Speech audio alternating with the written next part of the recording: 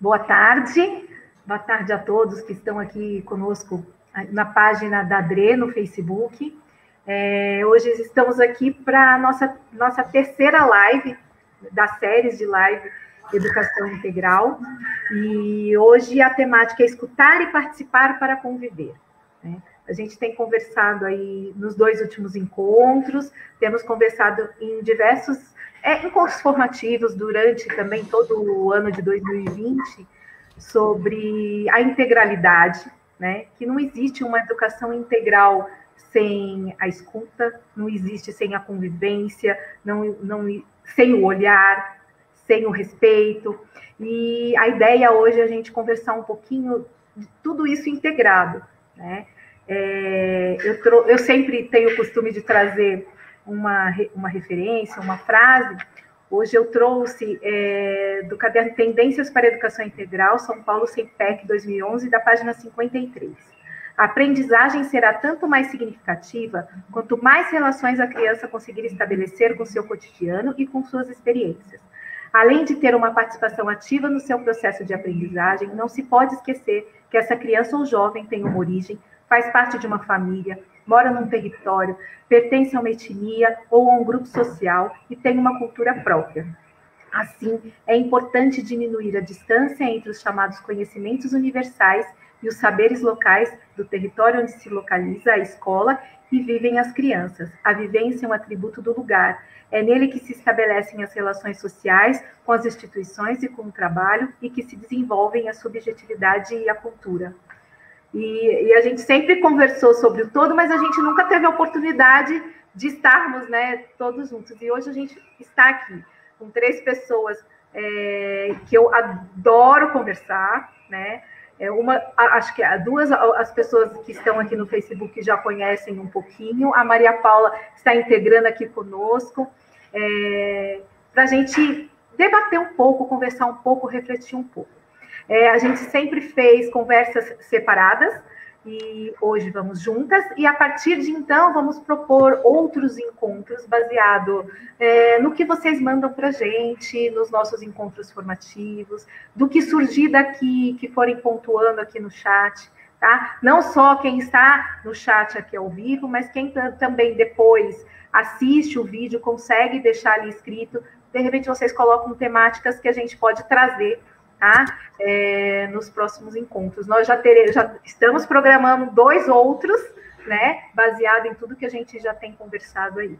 Então, hoje eu queria apresentar um pouquinho para vocês. A gente está aqui com a professora doutora Marta Scarpato, que vai falar conosco aí um pouquinho na área da educação integral.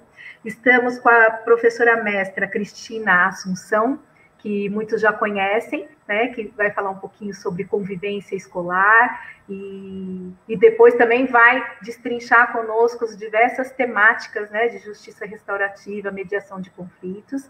E a professora doutora Maria Paula Zuravsky, acho que eu errei o nome, Zuravsky, eu fiquei treinando para falar o nome,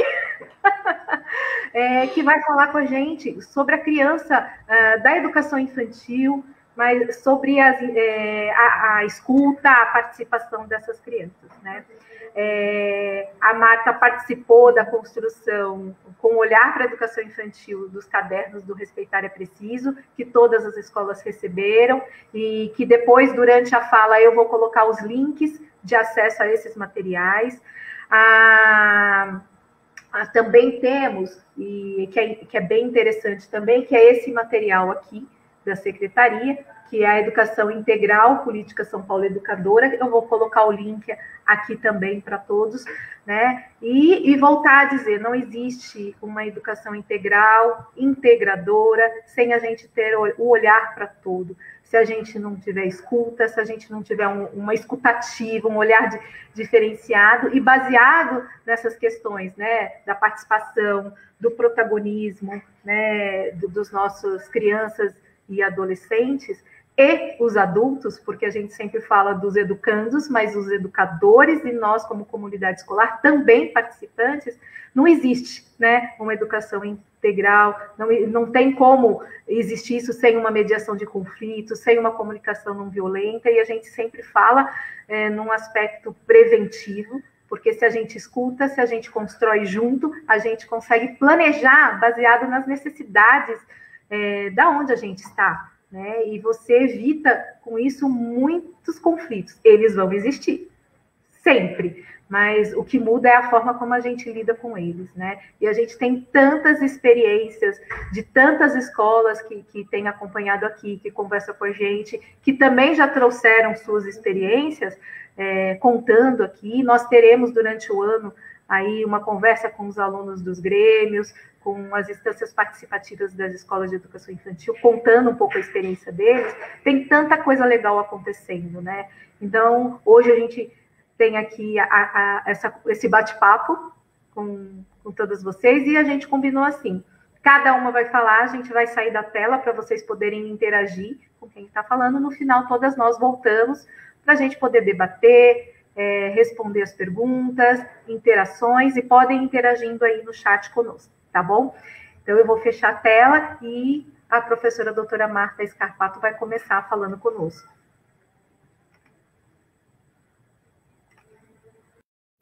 Boa tarde, tudo bem com todos? Primeiramente, agradecer a oportunidade, Viviane. Acho que sempre um prazer esse momento de reflexão e de troca que a gente tem feito aqui. Agradecer a oportunidade de estar conhecendo Maria Paula e Cristina, conhecer a pesquisa de vocês, o trabalho que vocês desenvolvem. E a gente vai abordar um pouco aqui, ao longo desse nosso encontro, essa concepção da educação integral, escutar, participar para conviver. Eu sou pesquisadora na área de educação integral, mais especificamente a didática nessa perspectiva da educação integral.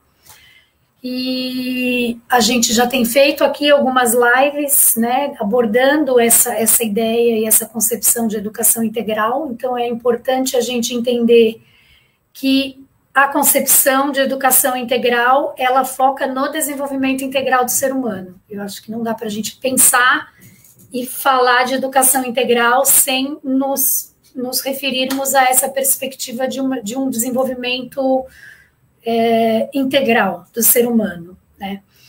A concepção de educação integral, ela é uma concepção extremamente humanista, né, na educação. Ela parte mesmo desse pressuposto de que as pessoas aprendem e se desenvolvem em contato com o meio, se desenvolvem integralmente e integradamente, né? E esse desenvolvimento tem que procurar ser o mais harmonioso e equilibrado possível. Acredito que esse seja um dos grandes desafios da educação, né? Possibilitar essa perspectiva de um desenvolvimento integral harmonioso e equilibrado.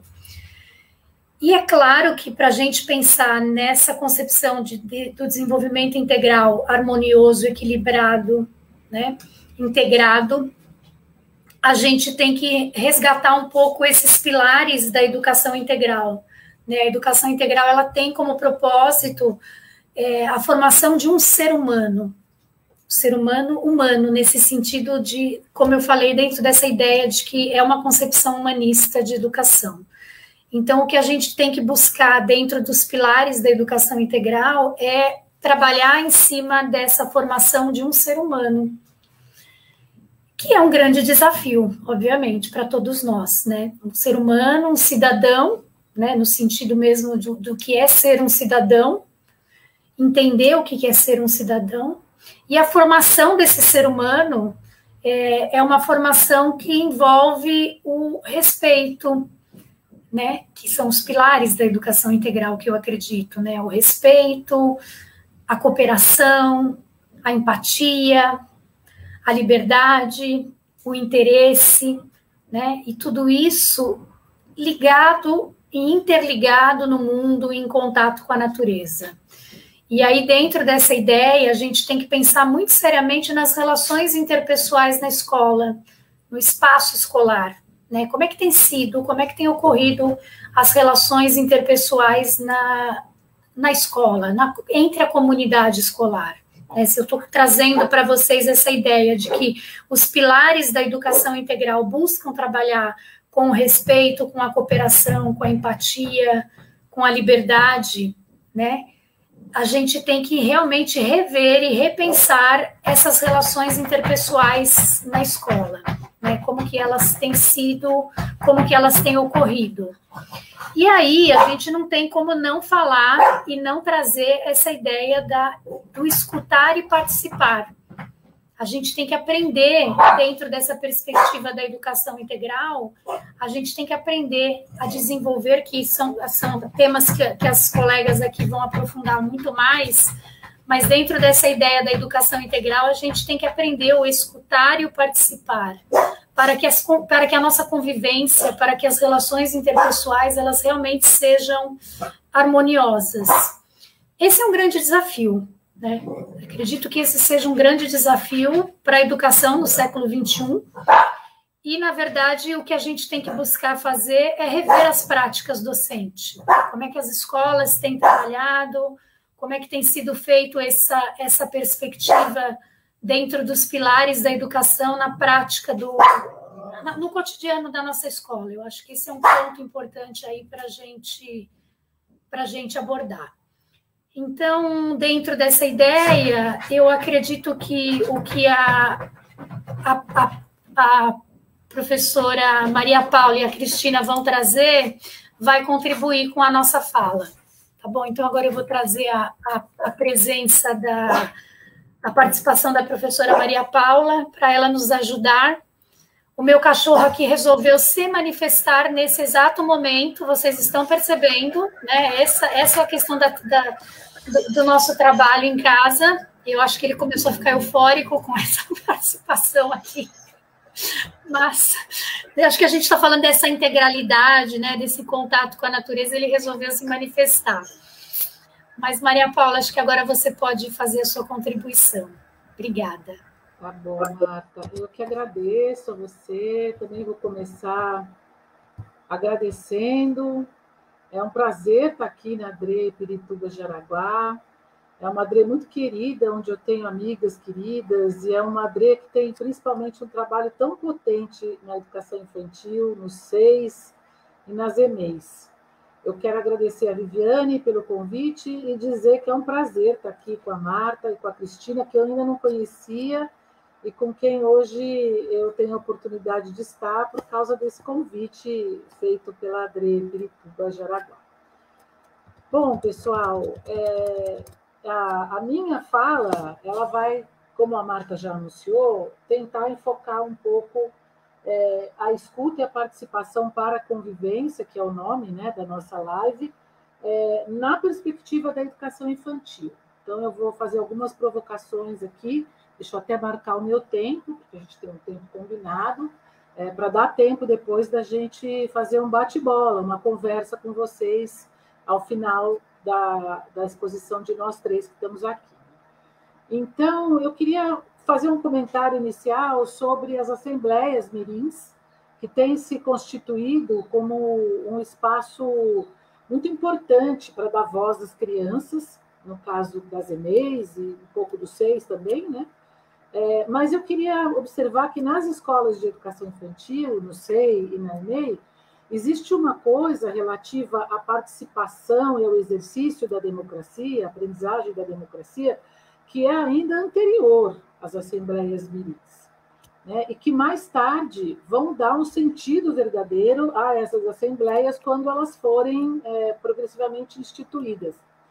A gente não, né? Mas se costuma entender em muitos contextos, muitas instâncias, as assembleias como um recurso para encaminhamento e para solução de conflitos, né? Solução de coisas que não vão bem. E ainda também tem a possibilidade de que elas sejam vistas como uma prática nova, revolucionária, de dar voz às crianças. Então, antes da gente pensar, né, nas assembleias, é importante a gente dizer que o objetivo delas não é somente resolver os conflitos. Elas são mais do que isso, né? Embora a prática das assembleias possa, de fato, contribuir para criar e manter um clima escolar que se caracterize pela escuta, pelo diálogo, pela cooperação, pelo bom conflito, né? Vamos dizer assim, aquele chamado pelo Vallon. Vallon costumava dizer que os conflitos eles são dinamogênicos. O que é isso, né? É o conflito que funciona como um dínamo, que é aquela peça que tem no motor do carro, né? que coloca o carro em funcionamento, faz o carro funcionar. Então, para o Vallon, os conflitos, ele usava essa palavra, que é uma palavra bonita, né, científica. Ele dizia que os conflitos são dinamogênicos porque eles promovem o desenvolvimento da pessoa. E é muito interessante, né? Eu particularmente concordo com isso, mas mais do que um instrumento usado, né, utilitariamente, simplesmente para resolver conflitos, as assembleias são, na verdade, uma oportunidade de instituir, de valorizar práticas dialógicas, o exercício do diálogo, e ensinar para as crianças que é possível confiar em espaços, ter confiança, né, que existem espaços instituídos e sistemáticos em que, na escola, no primeiro momento, mas depois na sociedade, né, se possa tratar de assuntos importantes, no caso da escola para a comunidade escolar e na sociedade para todo mundo. Né? Então, desde as assembleias mirins, mas também outras instâncias como a Assembleia Docente, as assembleias escolares, que integram, né, as pessoas do entorno também, os grêmios, no caso das crianças, dos jovens, né, maiores, e as instâncias participativas, como, por exemplo, os conselhos escolares. Então, na homologia dos processos, uma criança que convive numa escola onde essas instâncias existem e são confirmadas como espaços democráticos, né, do exercício dessa democracia, nessa homologia de processos, as crianças também estão aprendendo coisas, né, sobre viver em comunidade, viver em sociedade. Então, acho que isso é uma coisa muito importante.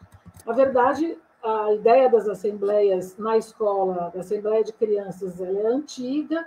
A gente pode encontrar relatos e exemplos da prática das assembleias, descrições dessa prática e da sua potência, né, vamos dizer assim, nas obras de Freinet, que eu acho que é o nosso autor mais próximo, né, quando a gente pensa em assembleias, mas também do Neil, que escreveu Liberdade Sem Medo, né, que foi diretor de Summerhill, do Korczak, né, que também é um autor que teve uma vida em que a voz das crianças, a opinião, as colocações das crianças são exemplos, né? Quando a gente lê os livros do Korczak, a gente aprende muito, né, com ele, e entre outros. Né?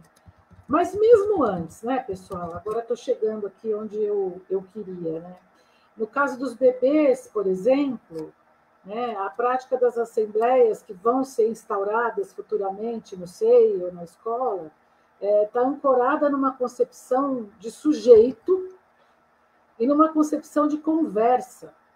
Essas concepções precisam sempre ser revisitadas, elas precisam estar na base da nossa ideia de assembleia, né? Porque quando as assembleias forem instituídas, elas possam realmente ser instrumentos que deem, de fato, legitimidade às crianças, e para que a assembleia seja realmente ancorada em princípios democráticos e que seja uma prática significativa, que faça sentido e não meramente ilustrativa ou, às vezes, até excêntrica, né, dentro das práticas escolares. Então, é muito sério, né?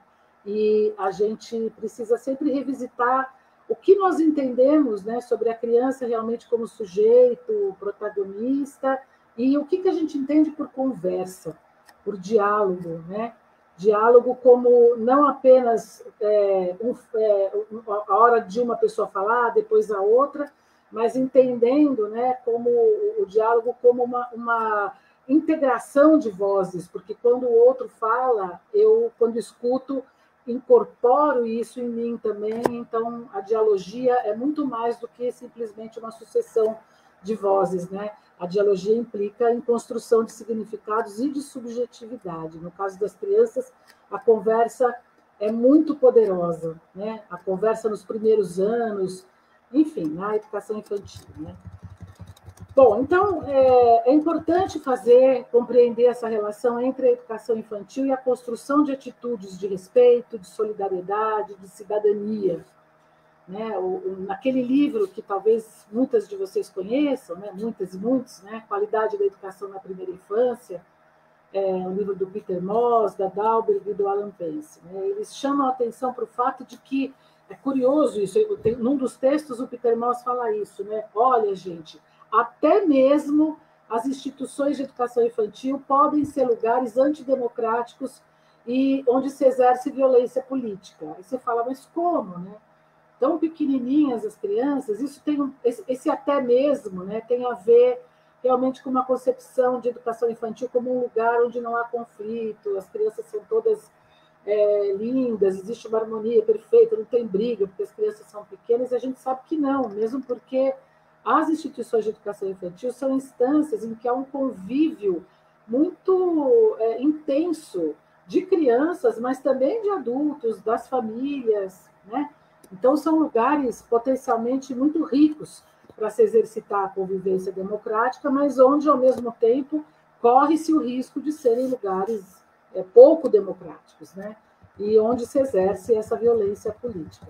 Então, a forma como as crianças são cuidadas, desde bebês, e atitudes educadoras que são aparentemente simples, mas que não são simples, né? Vocês que são professoras, professores, gestoras de educação infantil sabem do que eu estou falando, né? Não são simples, porque elas requerem um saber, uma profissionalidade específica dessas pessoas, né, que estão ali junto com as crianças pequenas. Então, por exemplo, escutar os bebês antes mesmo dos bebês começarem a falar, mediar conflitos, né, aqueles conflitos simples, singelos, né? Ah, pegou meu brinquedo, me dá aqui, mordeu, bateu, xingou, né, brigou, está emburrado, está fazendo birra, né, não quer sentar do lado de uma criança por conta, às vezes, de uma característica física. Esse tipo de coisa, né, esses conflitos que são aparentemente sem importância, mas que não são desimportantes, né? Pelo contrário, e isso requer da professora, do professor de educação infantil, uma profissionalidade, né, que é específica, que é desenvolvida, né, que exige uma reflexão, um saber fazer que é aprendido, né? A gente vai aprendendo isso, né? Então, mesmo essa mediação de conflitos tão simples, tão singelos pelos adultos da escola, são coisas que se tornam fundamentais na maneira como as crianças vão depois, elas próprias, né, aprender a se cuidar, a cuidar uns dos outros, a falar uns com os outros com respeito, com cuidado, né, e desenvolver progressivamente éticas cada vez mais amplas e abrangentes, né? Eu estou falando isso para mostrar para vocês, por meio desses exemplos, o quanto que a vivência da educação infantil está relacionada com éticas mais abrangentes, mais tarde, né? Então, éticas que têm a ver com aprender a ser, com a subjetividade, ao autocuidado, ao autoconhecimento, à autoestima, gostar de si próprios, a se respeitar, depois ampliando, né, aprender a conviver, que a gente pode falar que é uma alterética, né, uma ética que já inclui o outro, a convivência, para depois uma socioética, que é aprender a participar e aprender a habitar o mundo, que é uma ética super importante atualmente, né, que o Puig, né, que é o autor que define essas 4 éticas, chama essa ética de ecoética, né, atualmente, né? Só que ela é muito importante, só que todas elas estão muito ligadas. Lá no Respeitar é Preciso, né, um projeto em cuja implantação eu trabalhei na rede aqui de São Paulo, né, ajudei a escrever o material, e na primeira fase do projeto eu trabalhei, o projeto propunha muitas atividades de escuta, esse difícil exercício da escuta e da alteridade, de se colocar no lugar do outro, né? Que são pautas fundamentais na educação infantil, né? Então, nesse sentido, o Respeitar dialogava com o cuidado de si, do outro, do ambiente, que é uma proposta que está nas diretrizes curriculares nacionais da educação infantil de 2010, como uma das aprendizagens desejadas para a educação infantil. Então, em termos da relação entre o que se faz na educação infantil e essas éticas mais amplas, né, o SEI e a EMEI também cumprem um papel, quando eles se compreendem como instituições centrais ali nos territórios que eles ocupam. Isso é um desejo, né, não é uma utopia, porque eu acho que é possível, tá, enfim, diante das nossas possibilidades, mas a ideia é falando, né, de uma homologia de processos, é uma questão que está posta, já está apresentada no belíssimo currículo da cidade de São Paulo, o currículo que a rede tem, né, que também valoriza bastante a ideia de uma escola aberta e integrada ao território, uma escola que seja acolhedora no sentido de conhecer e receber bem as famílias. Esse também é um traço da profissionalidade específica das educadoras, educadores, gestoras e gestores do SEI e das EMEIs, por conta da faixa etária que atendem, né? Que deveria ser problematizado, por exemplo, nos cursos de pedagogia, na formação inicial, e ser exercitado também na formação continuada, né? Então, esse aspecto de estar em relação com os serviços, com os outros equipamentos públicos do território, né? Valorizando esse papel central que a escola, no caso de educação infantil, né? Claro que as EMEFs também, mas eu estou falando aqui especificamente das nossas escolas para os pequenos, né? Ocupam ali, né? Então, isso é fundamental para a construção daquilo que a gente chama de virtudes cívicas, que são necessárias, que contribuem, que as crianças vão aprendendo ao vivenciar uma escola que observe isso, né? A organização democrática da convivência. Então, para as crianças, isso também é muito bonito e importante, conhecer a feira do bairro, a UBS, as pessoas que trabalham no entorno, o distrito policial, os coletores de lixo, receber essas pessoas no seio na EMEI e ver e saber o que elas fazem, como elas fazem, a importância que elas têm, né? Como que a sociedade cuida e protege das pessoas, né? Cuida e protege as pessoas, ou deveria cuidar e proteger. Então, ainda lembrando o respeitar é preciso, para finalizar, eu só queria fazer uma última observação, né? Eu estou pensando no projeto, né, no respeitar é preciso, porque nos cadernos, lá no material, a gente propõe uma série de atividades para os adultos da escola se familiarizarem e exercitarem a ideia da educação em direitos, né? Da educação em direitos humanos. E também trazia orientações para o trabalho com as crianças. Então, é importante dizer que essas propostas para as crianças pequenas, na verdade, elas não se tratam nem mesmo de atividades específicas de direitos humanos ou de democracia, né? Porque a gente sabe que não se ensina valores falando ou problematizando verbalmente, né, sobre eles, mas vivendo esses valores, né, tornando esses valores reais para as crianças. E para isso acontecer, elas precisam realmente assistir isso acontecendo no dia a dia, e eles precisam ser realmente valores para toda a escola, para toda a comunidade. Então, no âmbito das atividades cotidianas, que acontecem permanentemente, a conversa, aí pensando desde os bem pequenininhos mesmo, né? Que em algumas escolas a gente chama de rodas de conversa, em outras são situações, mas assim, aquelas situações em que a gente está com o nosso grupo de crianças conversando, né, com elas. É o primeiro fórum, né? Esse fórum, porque ele envolve escuta, participação, se ele for bem mediado pelos adultos, ele pode consistir numa experiência muito preciosa de construção de valores e de vivência de justiça e vivência de direitos humanos.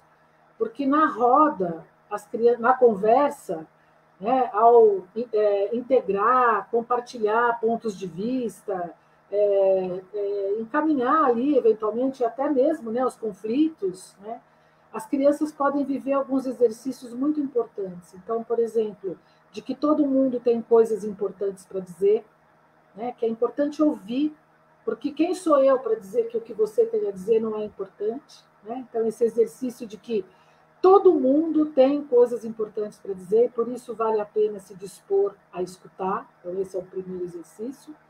Depois, quando um fala, o outro deve aprender a escutar até o final, sem interromper, sem antecipar o que o outro está falando. Né? O exercício de aprender a serem francas, diretas umas com as outras, sem medo de dizer, por exemplo, olha, eu não gostei que você me falou isso, não gostei do que você fez, né? essa capacidade importante, inclusive para a compreensão mais tarde das suas responsabilidades para com a comunidade e também para a ideia de direito, à medida que as crianças vão crescendo. Outro exercício importante, né, que as crianças podem aprender, não acusar, não ofender, aprendendo também que escutar o outro e tentar entender o que o outro quer dizer, ou o que ele sente, ou o que ele precisa, né, suspendendo o julgamento, faz parte da construção de uma atitude respeitosa. Esses itens estão lá no material do Respeitar, no volume da mediação de conflitos, que é, na verdade, o que a Cris Assunção acho que vai abordar aqui, né, na fala dela, porque ela trabalha com a justiça, né, restaurativa, mas aqui no âmbito da educação infantil, a gente já pode ver como essa ética, né, do respeito, da escuta, da valorização, da participação, ela já está presente, né, mesmo nos grupos de crianças, de bebês, de crianças bem pequenas, e no quanto a nossa participação como adultos que estamos ali, né, junto com as crianças, é importante e precisa também ser compreendida e construída, né? É um exercício para a gente também. Então, o que eu queria dizer, né, como minha fala inicial, aí, provocadora, era isso. Agora eu vou convidar a Cristina Assunção para dar continuidade à nossa conversa. Muito obrigada, pessoal. Assim como Marta e Paula, também quero agradecer muito a oportunidade de estar aqui com vocês, mais uma vez, estar contribuindo um pouquinho, também ouvindo vocês, à medida do possível, interajam, tragam suas questões também. E, bom, como a Maria Paula já comentou, eu trabalho com mediação de conflitos e justiça restaurativa, implementando a mediação de conflitos e justiça restaurativa há 15 anos, né, em escolas de todo o país. E eu faço parte de uma equipe chamada Justiça em Círculo, e o nosso trabalho tem como propósito justamente fomentar uma transformação, tanto da postura pessoal quanto da postura profissional, de todos os integrantes da comunidade escolar, no sentido de promover uma mudança da cultura da escola, uma escola onde a convivência e os relacionamentos importam. E no início, quando nós começamos os primeiros projetos no Brasil, e também no mundo era assim, o foco era justamente a resolução dos conflitos. Então, a gente capacitava pessoas para que essas pessoas pudessem lidar, mediar os conflitos à medida que eles ocorressem nas escolas. E aos poucos a gente foi percebendo que era muito mais efetivo ter um foco na convivência, e se a gente estivesse trabalhando no sentido de promover uma convivência respeitosa, harmoniosa, a gente também estaria lidando com os conflitos que ocorrem na convivência. Então, a gente passou a ter um foco muito mais na convivência do que propriamente no conflito. E com isso, a gente passou a trabalhar proativamente, ou seja, antes da ocorrência do conflito, mas também quando os conflitos aconteciam, a gente tinha recursos para lidar com eles, trabalhando reativamente. E a gente foi procurando cada vez mais novas formas de ação que, mais do que resolvessem problemas, ensinassem as pessoas a lidar com a convivência. E, como disse a Maria Paula, ensinassem desde os bebês até aqueles que, enfim, até os universitários, se a gente puder pensar dessa forma, né? E uma das questões importantes é justamente buscar uma construção de um contexto relacional colaborativo, que minimize esses conflitos, mas que, sim, evite a ocorrência da violência. Se, por um lado, os conflitos são pertinentes, eles acontecem na convivência, a gente não pode falar o mesmo com relação à violência.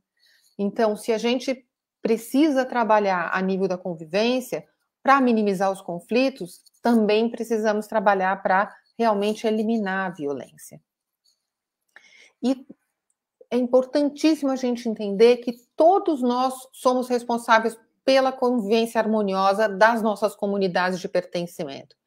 A gente vive numa cultura muito de terceirização de responsabilidade. A gente sempre atribui ao outro a responsabilidade por algo. Então, por exemplo, na escola, é atribuição do gestor manter uma convivência harmoniosa na escola. Não, é do gestor também, mas é de todos nós. Né? É importante que cada um de nós possa reafirmar e cuidar das suas relações cotidianamente.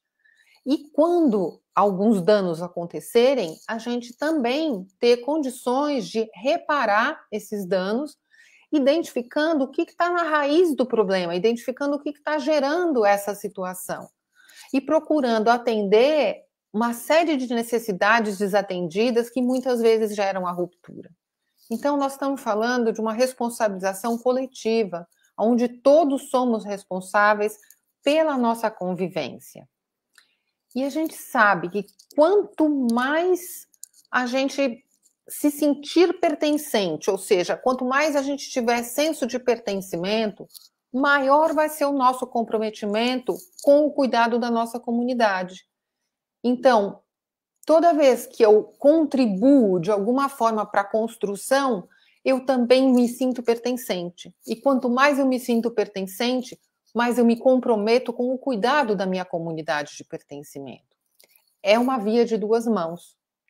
E é super válido a gente pensar que para a gente se sentir parte, é fundamental ter vez e ter voz.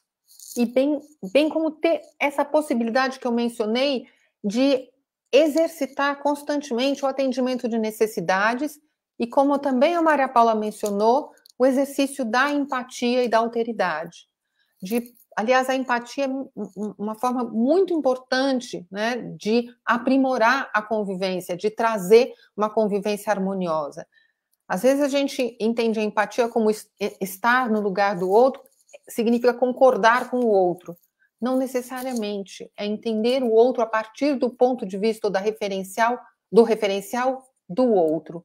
E não necessariamente a gente precisa concordar. A questão do conflito, como também a Maria Paula mencionou, gera crescimento, é uma potência criativa. Então, é possível sim a gente discordar de forma respeitosa. E com isso crescermos mutuamente. Mas, por outro lado, quando a gente pensa em cultura da paz, a gente está pensando em algo que seja cotidiano, que seja constante, algo que seja do dia a dia, algo que realmente implica como eu disse, uma mudança de postura, mas que implique um uso constante de pensamentos, de habilidades restaurativas, como eu mencionei, tanto pela equipe gestora, quanto pela equipe de docentes, pelos alunos, enfim, todos da comunidade escolar, do entorno, as famílias, ou seja, todos engajados e comprometidos com a promoção dessa cultura da paz. E um dos pontos fundamentais para a gente ir em busca, né, dessa construção, dessa transformação de uma cultura, vamos dizer, competitiva numa cultura colaborativa, numa cultura individual para uma cultura coletiva, é justamente a construção do senso de comunidade. É importante que as relações colaborativas e o respeito, elas estejam presentes, né, nos grupos de convivência. E é importante que a gente saiba que a construção e a manutenção dessa comunidade, ela é a base para lidar de forma dialógica e positiva com os conflitos existentes nas escolas. Aqui eu quero abrir um parêntese, porque quando a gente fala lidar de forma dialógica, quando a gente chega na escola e conversa um pouco sobre isso, muitas vezes a primeira reação da escola é dizer o seguinte: ah, já sei, você está falando para fazer uma conversinha, passar a mão na cabeça e ficar tudo certo. Não, a gente não está falando para fazer uma conversinha, passar a mão na cabeça e tudo certo.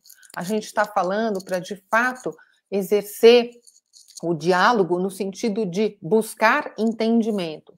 Para que a gente procura conversar? Para ter razão ou para realmente entender o ponto do outro? Para construir uma comunidade que tem vez e voz. E a gente podia citar aqui uma série de ações, né, que promovem, vamos dizer assim, essa construção do senso de comunidade. E todas elas, se a gente puder pensar em diversas, todas elas vão passar pela construção justamente de uma forma comunicacional positiva. O modo como a gente se comunica reflete muito o clima da escola. E como a gente se comunica dentro da escola influencia diretamente a questão do clima escolar. Então, gente, investir em comunicação é investir em bem-estar. Da mesma forma que permanecer atento à efetividade de comunicação na equipe, né, nos docentes, na equipe gestora, é atuar preventivamente, minimizando os conflitos e os estresses futuros que possam vir a existir. E a gente tem a ideia de que o fato da gente estar convivendo e conversando significa que a gente está investindo em ações promotoras de convivência e de comunicação. Mas não é exatamente isso. Não é o fato da gente se encontrar todo dia e conversar todo dia que a gente realmente está desenvolvendo ações promotoras de boa convivência ou ações promotoras de habilidades comunicacionais. E é por isso que quando a gente chega nas escolas, em geral, a gente começa justamente a conversar sobre as habilidades comunicacionais. E como tanto a Vivi, quanto a Marta, quanto a Maria Paula já citaram a questão da importância de desenvolver a habilidade de escutar. Inclusive, é uma surpresa muito grande quando a gente chega na escola e começa a falar sobre escuta, as pessoas falam, mas como assim escutar melhor? Eu já escuto. Como assim aprender a ter uma escuta? Né? Como se fosse algo, de novo, que porque a gente faz, a gente está investindo em. E aí a gente começa a trabalhar justamente com a ideia de uma escuta mais, de estar 100% presente na escuta, de ter empatia, de realmente ter curiosidade pelo outro, ter interesse pelo que o outro está trazendo. E de todas as escolas por onde a gente passou e capacitou, todas, 100% das escolas, elas referem que a maior mudança de cultura, de uma cultura onde os relacionamentos se importam, de uma convivência mais harmoniosa, se deu pela mudança da qualidade de escuta. Isso é unânime. Todas referem que a partir do momento que as pessoas puderam se escutar de outro modo, com mais presença e mais empatia, houve sim uma mudança significativa nas relações. Queria também aproveitar para falar um pouquinho, né, desse link que a gente percebe entre a gestão participativa, a gente está falando de participação nas ações da comunidade escolar, então a justiça restaurativa e a gestão participativa, elas têm um link muito comum, elas têm um ponto de partida, que é o fazer com. Então, quando a gente está falando em fazer com, a gente não está falando só na tomada de decisão. Ok, podemos tomar decisões conjuntamente. Isso é fundamental. Mas é preciso também ter justamente esse olhar e essa responsabilização coletiva pelo cumprimento daquilo que foi decidido. Então, é importante tomar as decisões e, de fato, cumprir aquilo que foi decidido coletivamente. E essa construção conjunta permite, muitas vezes, essa sustentabilidade das ações que foram projetadas para o bem-estar e para a manutenção da unidade escolar. A gente fala que a gestão participativa é uma decorrência da responsabilização coletiva e que essa gestão, por sua vez, é a expressão da responsabilização coletiva, ou seja, elas estão totalmente imbricadas. E a postura restaurativa consiste justamente em trabalhar com as pessoas, em construir um grupo, incluindo, né, a participação de todos, incluindo o respeito mútuo, e oferecendo autossuporte, mas também limites necessários para um funcionamento comunitário cooperativo. A gente trabalha muito com combinados de funcionamento, a gente trabalha muito com os círculos restaurativos, onde todos temos que colaborativamente construir para a comunidade um bem-estar. Não é algo específico da função de um ou de outro. E também, quando a gente lida com uma situação de dano, necessidade de reparação de algum dano, a gente também está baseado dentro de uma crença restaurativa que acredita que as melhores pessoas a resolverem as situações conflitivas são aquelas que estão vivendo a situação, são aquelas envolvidas na situação conflitiva. Elas, em geral, são as melhores pessoas a encontrarem encaminhamentos para a própria questão. E eu acho que sempre é bom, né, dar um exemplo. Eu, quando falo de responsabilização coletiva e de gestão participativa, eu gosto muito de citar uma escola de Osasco, porque a gente entra na escola, começa a conversar com as pessoas e, na verdade, as pessoas vão encontrando soluções tão criativas que a gente mesmo nunca imaginou e que são super interessantes e merecem ser replicadas. Nessa escola, a gente começou a trabalhar e eles começaram a desenvolver, ao invés, por exemplo, haviam algumas crianças que tinham uma questão de rendimento escolar, né? E ao invés deles chamarem os pais, como habitualmente eles faziam, a criança não estava indo bem em alguma matéria, eles chamavam os pais para conversar, eles começaram a fazer encontros com os pais, a professora, a gestora e a criança, de forma que todos juntos pudessem entender qual era a questão, encontrar o que estava na raiz do problema e juntos encontrarem encaminhamentos efetivos para ajudar aquela criança, onde todos tivessem uma responsabilização, cada um da sua forma, cada um dentro da sua possibilidade, tá? Para, né, seguir em frente de uma forma melhor.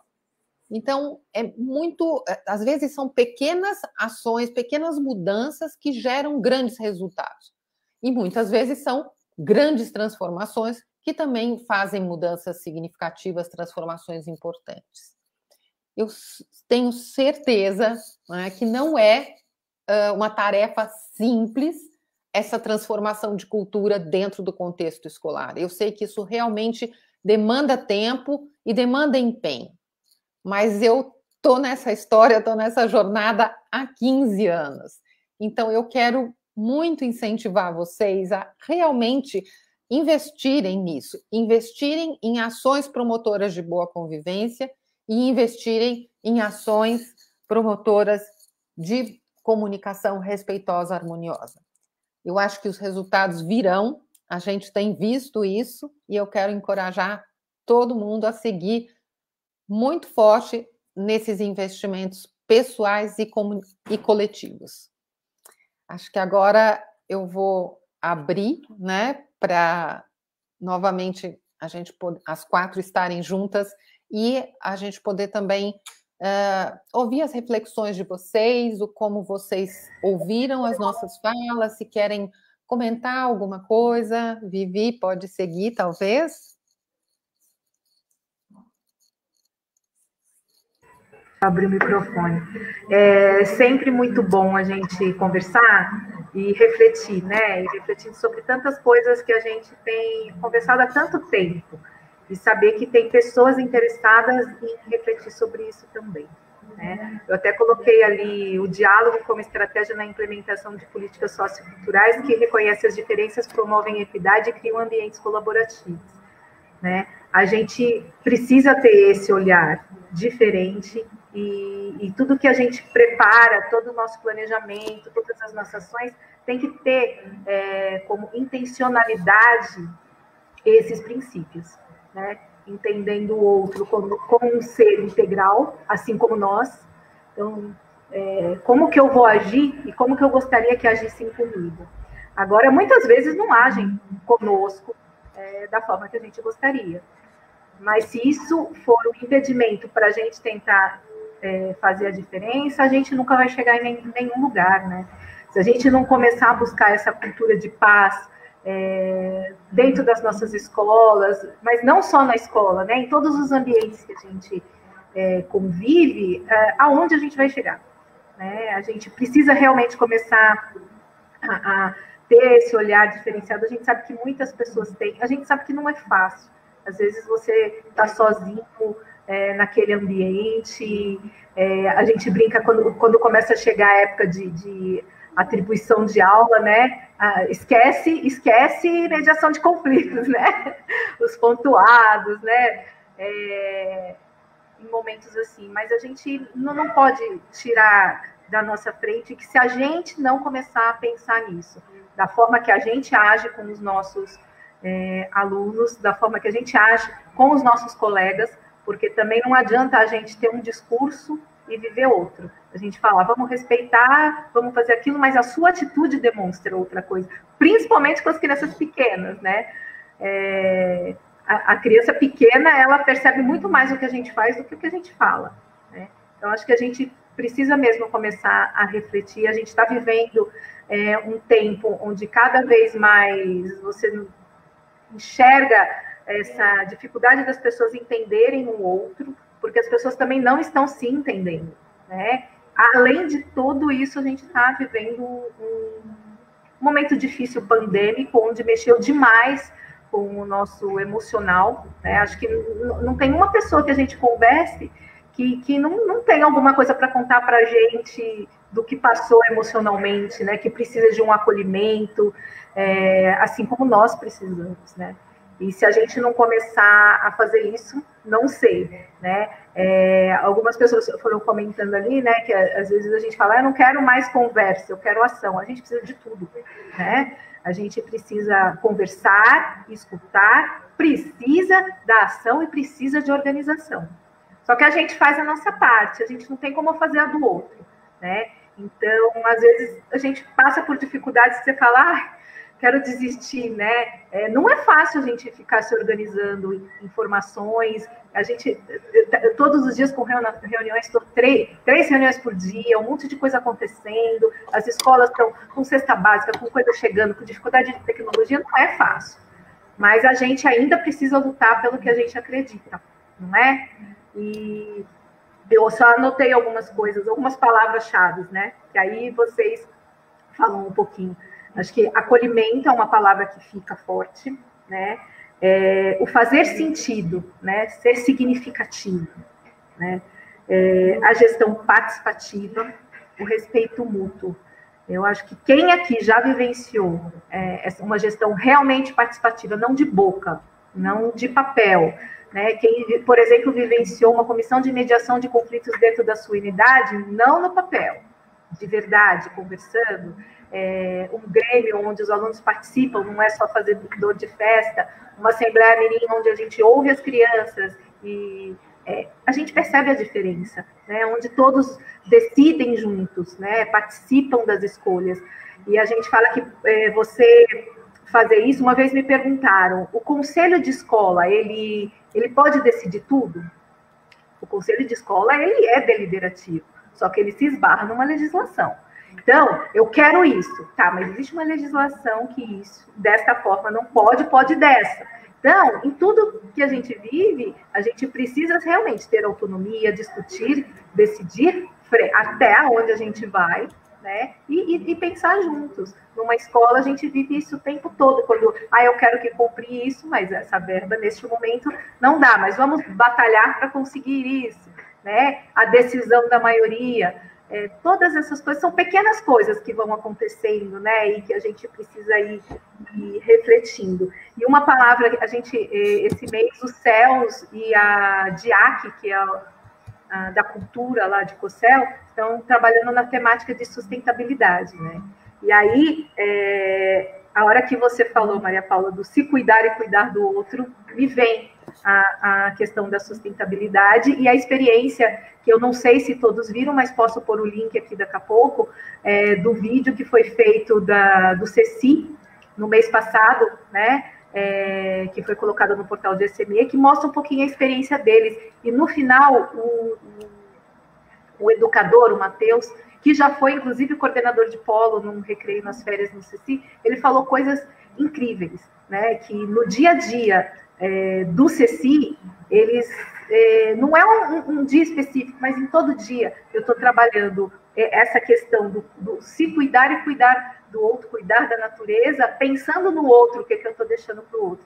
É bem interessante, né? Tanto que a gente já tem conversado aí para uma próxima live a gente falar da educação integral, integrada, integradora, à luz aí da experiência do CECI, especificamente do CECI Jaraguá, que a gente tem próximo e conhece, né? Mas do CECIS, uma experiência fantástica de que eles realmente põem em prática o que é educação integral. A gente pode aprender muito. Eu acho que eu falei demais. Meninas, podem falar, pessoal que está aqui interagindo, se quiser pontuar aqui, pode pontuando, tá bom? Eu vou até colocar aqui que o Eduardo lá do Badra colocou: ter esse olhar para o outro é um desafio. Acreditar em tudo isso é um desafio, né? Eu gostaria de complementar, até porque eu não consegui muito aprofundar, porque o meu cachorro resolveu fazer uma interação na nossa live, no meio da nossa live. Agora ele acalmou, está harmoniosamente dormindo, pleno, né? Mas bem no início ele começou a querer participar e interagir. Acredito que a fala da Maria Paula e da Cristina são brilhantes e que vai muito ao encontro desses pilares que eu trouxe aqui da educação integral, né? As relações interpessoais, nas relações interpessoais sempre haverá conflitos, né? Acho que isso a gente tem que entender e eu acho que aí dentro do que vocês colocaram, né? Um aspecto que a gente tem que pensar é toda essa mudança de postura que a Cristina trouxe, né? Que tem que ser revista. E aí eu trago bem para essa questão da formação dos professores, que a Maria Paula também colocou, né? Infelizmente, a gente tem um problema muito sério em relação à formação dos professores no Brasil, que a nossa formação, ela é uma formação fragmentada. A gente não é formado nessa concepção de compreender o conceito da educação integral. Então, aí, isso acaba se repercutindo na nossa prática em sala de aula. Então, quando eu vou lidar com diferentes situações no processo de ensino-aprendizagem, ali no contexto escolar, em relação aos conflitos, às participações, ao ensinar, ao aprender, essa visão fragmentada que o professor tem de concepção de desenvolvimento humano, ela se sobressai nesse momento, né? Então, quando a gente fala de uma gestão participativa, por exemplo, é fundamental a presença de todos, né? Esse olhar para todos, né? Quando você traz a questão, Cristina, que você falou, essa questão da empatia, né? Do olhar sobre a perspectiva do outro, que é muito importante, e que eu acredito que também sejam esses os pilares da educação integral. E nas assembleias eles acontecem o tempo todo, né? Quer dizer, está sempre ali permeando essas ações e entra aí a mediação do professor nesse momento, né? De saber como lidar, de saber como fazer com que os alunos exercitem essas ações, né? O papel do professor é muito importante nessa mediação de conflitos, né? E eu acredito que é um pouco também dentro do que a Vivi falou, né? A gente também acaba tendo dificuldade nas nossas relações interpessoais, né? Eu sou uma pessoa que, né, assim, eu tenho que me entender, me aceitar para entender e aceitar o outro, para acolher o outro, né? Enquanto isso não tiver um trabalho do eu, para depois ir para o outro. E aí eu acredito muito nas assembleias, né, nas reuniões de cooperativa. Também conheci bem de perto pela pedagogia Freinet, quando eu estagiei nas escolas frenetianas da França, e você vê um movimento de crianças desde a educação infantil desenvolvendo esses pilares da educação integral mesmo, né, do cooperar, do ouvir, do respeitar, da responsabilidade, do exercício da empatia, né? É a formação desse cidadão que a gente tem falado aqui, né? Eu acredito muito nisso. Mas, para mim, o que ainda falta muito, e que eu acredito que seja esse trabalho que a Adri aqui tem feito, é a formação dos professores, não é? Eu não sei como é que vocês veem isso, mas eu acredito muito que a formação dos professores, ela acaba sendo deficitária em alguns aspectos, né? E isso é uma concepção histórica, e a Bernadette Gatti discute isso muito bem, e a gente tem que ter esses momentos, como a gente tem feito, né? De repensar a nossa prática em sala de aula, né? De repensar uma prática que possibilite essa educação integral dos alunos. Acho que são essas ideias aí que eu quero trazer para a gente contribuir e aguçar um pouquinho aí mais.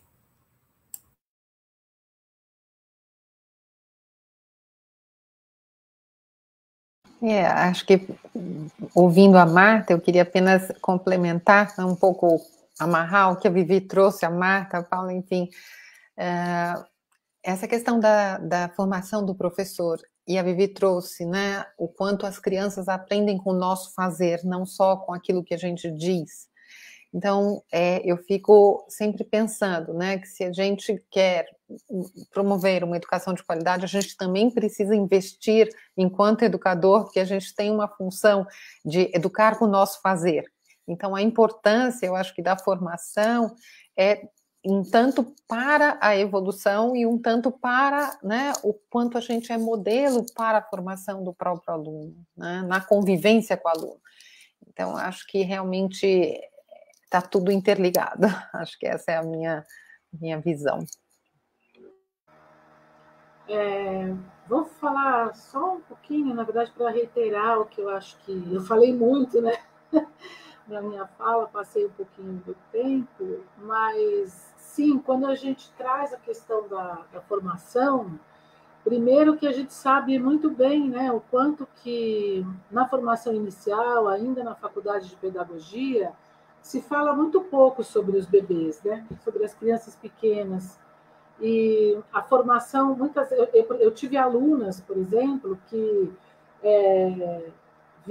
depois vieram comentar, puxa, foi muito bom ter tido algum conteúdo, né, sobre o desenvolvimento das crianças pequenas, o bebê, porque elas foram prestar concurso para algumas prefeituras, né, e tinham colegas que nunca tinham visto esse assunto, né, nem sabiam, na verdade, que ao prestar concurso elas podiam ser designadas, não sei se é essa palavra que a gente usa, né, para creches, para SEIs, em que elas seriam professoras de berçário.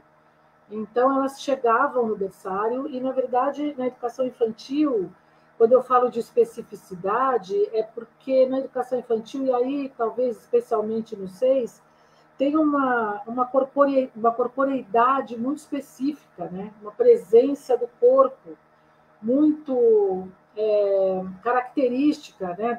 Das formas relacionais da educação infantil, porque a educadora, a professora, ela pega muito a criança, ela vai cuidar, vai manipular essa criança, né? Ela vai estar muito de uma forma muito física com as crianças e é muito e que envolve uma ética, né, gente? Nessa semana que passou, eu estava conversando com as minhas alunas, a gente estava lendo um texto sobre os protocolos Pickler, né, de cuidado ali com os bebês, lembrando que o bebê não é um objeto, né, que, na verdade, não, o que importa mais na interação de uma educadora que está trocando uma fralda, não é exatamente a rapidez, o que é um desafio enorme, um dilema ético que se coloca para a professora ou professor do SEI, porque a gente sabe que o tempo está o tempo todo atrás da gente, né? Então, essa questão fica para um outro dia, tá, Vivi? Mas o que eu estava dizendo é que a gente estava comentando o quanto que olhar no olho do bebê, avisar ao bebê, olha, eu vou tirar a sua fralda, você me dá licença de eu levantar o seu bumbum para colocar uma fralda limpa, tem a ver com respeito e atitudes, né, protocolos de respeito que hoje os adolescentes, os jovens, especialmente as meninas, reivindicam na relação do tratamento com o próprio corpo. Então, são éticas homólogas. Quando uma professora explica para um bebê ou para uma criança pequena por que ela está pegando, o que ela está fazendo, isso tem a ver com o direito que nós, mulheres, temos de não sermos tratadas de qualquer jeito, de que alguém ache que pode pegar ou passar a mão ou fazer o que bem entende com nossos corpos, né? Então, são éticas muito semelhantes, né? E que são homólogas, né? Eu gosto daquela ideia da pedra, né? A gente joga na água, tem um centro, mas isso vai se amplificando e são aprendizagens muito importantes que ocorrem na educação infantil. E na formação poucas vezes, né, se toca na profundidade desses conceitos, né? Então, só complementando o que as colegas falaram.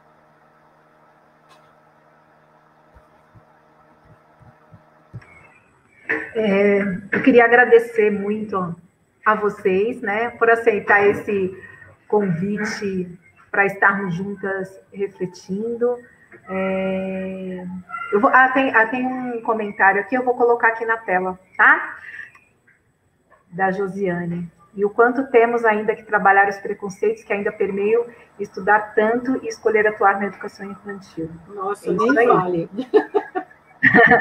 O tempo todo. Eu amo, né? A minha história é da educação infantil, né? Mas foi muito bom experimentar quando eu fui para a EMEF, quando eu acessei de coordenadora e fui para a EMEF, experimentar o outro lado e levar também a experiência da educação infantil para os maiores também, e para os professores, e a gente trocar, né? Tem muita experiência legal para trocar, por isso que foi o que a Marta comentou e você falou depois também, né? A gente sai da faculdade, quando a gente chega lá na escola, fala, não me contaram isso, né? Por que não me falaram? E a gente aprende, na verdade, muito na prática e na troca com os outros colegas, né? Por isso que a gente precisa exercitar mesmo a troca, a conversa nos horários coletivos, nas GEIFs, aproveitar para trazer principalmente a prática, né? A gente refletir sobre a nossa prática, porque às vezes quando você conversa com outro, ele traz coisas que você não pensou, né? E vai construindo junto. E principalmente ouvir os nossos alunos, né? A equipe gestora, ouvir os professores também, a gente ouvir os nossos alunos, todos ouvindo, porque a gente pode descobrir caminhos que a gente não tinha pensado através do olhar do outro, né? Até como ele está sentindo o que tem acontecido, né? Como você se sente nessa escola, como você se sentiu nessa aula, e o professor também abrir, como que eu me sinto quando você abaixa para tentar olhar outra coisa e não presta atenção, e ele falar como ele se sente. Acho que a conversa é primordial, né? Deixa eu colocar aqui de uma outra pessoa. A Mônica Maria falou, os olhares falam muito na educação infantil, eles transmitem confiança e demonstram muito da importância do nosso trabalho.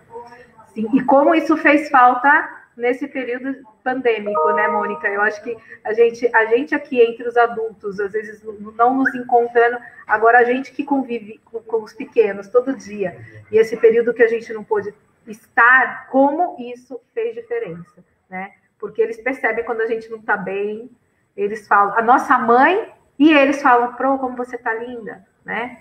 Eles e a nossa mãe, né? E eles acolhem a gente, né? Nesse afeto. E a gente precisa disso porque nós somos seres integrais. Quem não gosta, né, de ser acolhido? Aí eu acho que eu vou passar para vocês falarem, né? Pode falar, Marta.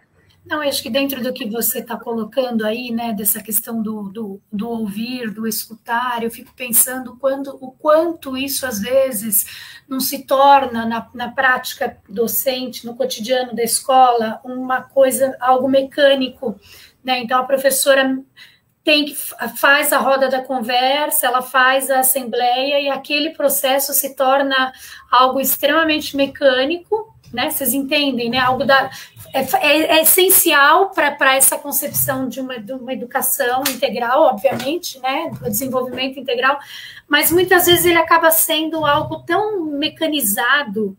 Eu tenho algumas experiências aí de escolas de ouvir crianças que falaram que não quer voltar para a escola porque num determinado dia, numa roda de conversa, a professora foi perguntar o que ela fez no final de semana, ela falou que foi para o sítio, e a professora,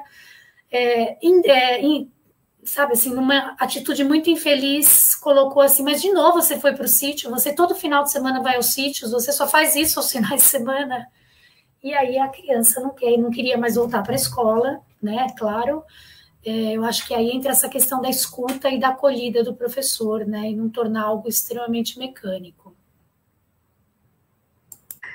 Uma escuta que não seja só pelo ouvido, é uma escuta que seja pelo corpo todo e por todos os nossos sentidos, né? Então, acho que é isso. O que a gente gostaria que fizessem conosco, né? Acho que é a ideia. Eu vou passar para quem quiser colocar alguma consideração final, e eu vou colocar uma frase aqui, eu já usei em alguns momentos, mas eu acho que ela faz muito sentido, né? Que a memória guardará o que valer a pena. A memória sabe de mim mais que eu, e ela não perde o que merece ser salvo. Então, que nós possamos estar nas memórias, né? E que nós possamos guardar memórias realmente significativas das experiências que a gente tem, nos lugares que a gente fica muito tempo na escola, né? Muito tempo, a gente fica mais tempo com os nossos colegas professores e os nossos alunos do que muitas vezes a gente fica com a nossa família em casa, né? Então, que a gente possa fazer isso valer a pena na vida dos nossos alunos, na nossa vida também, né? Que a gente possa ir construindo, a gente precisa construir isso o mais rápido possível, porque às vezes a gente olha, vê algumas reportagens, vê o que tem aparecido, você começa a perder a esperança, né? Mas a gente não pode perder a esperança, a gente tem que continuar batalhando, acreditando, né, nesses princípios democráticos, respeitando a opinião do outro, né? Respeitar a opinião do outro não significa aceitá-la e concordar, mas respeitar o outro, né? Então eu passo aí para o fechamento, quem quiser fazer as considerações finais. Eu queria agradecer a todos que participaram aqui e falar que a gente sabe que muita gente está dentro de sala de aula nesse momento, dando aula. Algumas pessoas estão nos horários coletivos, mas que esse vídeo ele fica disponível aqui no Facebook, e também a gente vai mandar via circular aqui da DRE. Eu acho que eu já consigo colocar na circular de amanhã, porque aí pode ser usado como para refletir com os grupos, tá bom? Eu passo aí para vocês, para as considerações finais.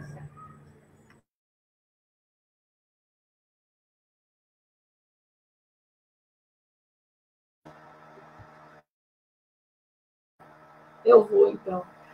Eu sempre tenho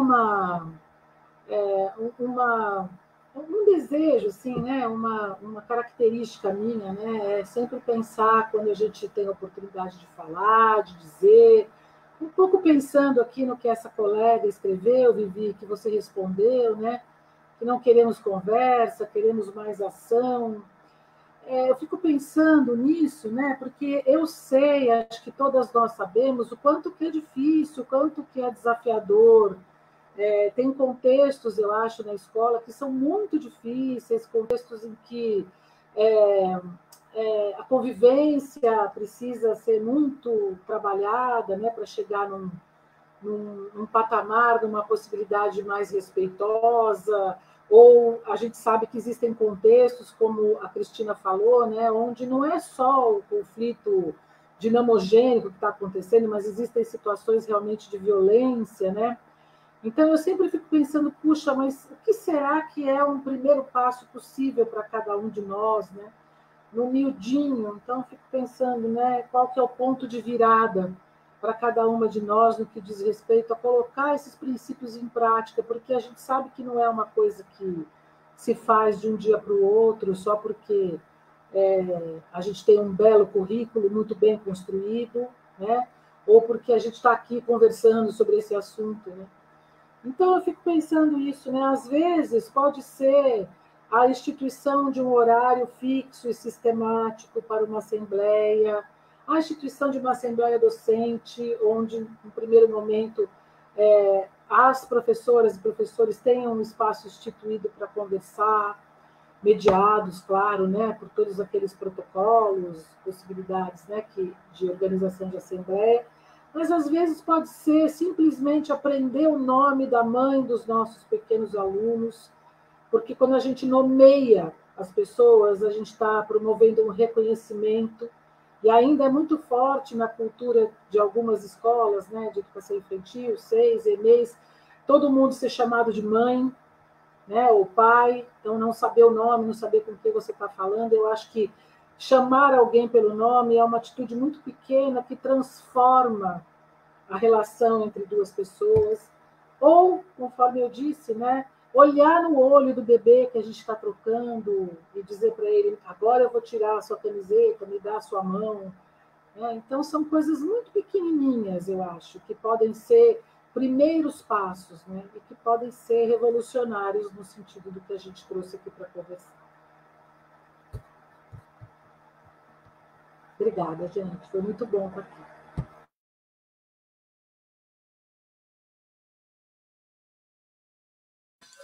Eu vou só falar algo que me ocorreu. A gente falou bastante da importância da escuta, acho que todas nós mencionamos isso, e eu queria só reforçar que neste momento de pandemia, né, mais do que nunca a escuta é fundamental nas nossas relações com os nossos alunos. A gente não tem ideia das experiências que eles viveram nesse período todo. E eles precisam ser acolhidos e escutados para poderem estar como seres humanos integrais dentro dos nossos contextos escolares. Isso, para mim, nesse momento, é muito importante. Obrigada. É uma mudança de postura, né? Dentro do que a gente está falando, né? Acho que acreditar mesmo nessa mudança de postura e acreditar que o espaço, que o nosso fazer pedagógico pode contribuir e muito por isso, né? Mas é uma mudança de postura dos professores, com certeza. Obrigada. Queria agradecer de novo a todos, agradecer todo mundo que esteve aqui acompanhando conosco, dizer, essa é a terceira live, né? Nós teremos outras, a gente está preparando aí essa para a gente conhecer a experiência do Ceci, e outra também sobre o corpo, né? Sobre movimento, sobre qualidade de vida, né? Que também é importante e que também faz todo sentido nesse momento. A gente ficou muito tempo preso, né? E a gente até comentou na outra, com conversa com alguns professores, dizendo o que eles estão sentindo com essas crianças que estão voltando, né? Que não sabem brincar, essas crianças que tiveram principalmente as que os anos pandêmicos, esses 2 anos, elas estavam saindo da educação infantil para o ensino fundamental e não tiveram a oportunidade de vivenciar isso, né? Ficando no celular, na televisão ou dentro de casa, né? A gente precisa pensar aí no nosso corpo, nos nossos sentimentos e a gente acolhermos uns aos outros, né? A gente brinca tipo alcoólicos anônimos, né? A gente chora no ombro do outro, e saber que está todo mundo no mesmo barco, todo mundo passou pelas mesmas coisas, né? Então, muito obrigada, até a próxima, né? E tamo junto. O pessoal que está participando aqui, os demais, se quiserem depois colocar no chat, mandar para a gente temáticas também pertinentes que vocês querem discutir nas unidades educacionais, podem mandar para a gente ir preparando aí os nossos encontros formativos. Obrigada e boa tarde.